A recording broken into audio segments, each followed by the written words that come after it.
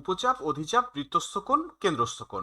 এই যে আমরা এখানে দেখতে পাচ্ছি প্রথম বৃত্তে আমরা দুটো পয়েন্ট নিয়েছি বৃত্তের উপরে, একটা এ পয়েন্ট একটা বি পয়েন্ট। এই এ বি পয়েন্ট পরিধিটাকে দুটো অংশে ভাগ করেছে। এই যে ছোট অংশটা হচ্ছে এসিবি আর বড় অংশটা হচ্ছে এডিবি। এই যে দুটো অংশে আমরা ভাগ করেছি, এই ছোট অংশটাই কিন্তু উপচাপ আর বড় অংশটা হচ্ছে অধিচাপ। তাহলে এখানে আমরা দেখতে পাচ্ছি এই যে এসিবি হচ্ছে উপচাপ আর এডিবি হচ্ছে অধিচাপ। অর্থাৎ বৃত্তের যদি কোনো চাপ পরিধির অর্ধেকের থেকে ছোট হয় সেটা হবে উপচাপ, আর যদি পরিধির এই যে পরিধির অর্ধেকের থেকে বড় হয় সেটা হবে অধিচাপ। ওকে, দ্বিতীয় বৃত্তে আমরা দেখতে পাচ্ছি এই যে বৃত্তটার মধ্যে আমরা একটা উপচাপ নিয়েছি এডিবি।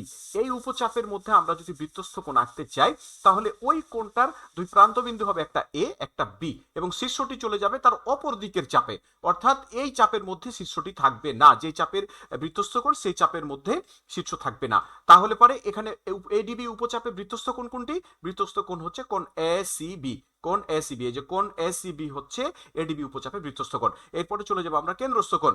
তৃতীয় বৃত্তে আমরা দেখতে পাচ্ছি এই যে এসিবি আমাদের যে উপচাপটা নেওয়া হয়েছে, এসিবি উপচাপে আমরা যদি কেন্দ্রস্থ কোণ আঁকতে চাই তাহলে পরে ওই কোণের প্রান্তবিন্দু হবে একটা এ একটা বি, এবং শীর্ষটা চলে যাবে কোথায়? কেন্দ্রে। কেন্দ্রস্থ কোণ কেন্দ্রে তৈরি হবে। তাহলে এখানে এসিবি উপচাপে কেন্দ্রস্থ কোণ হচ্ছে কোণ এডিবি।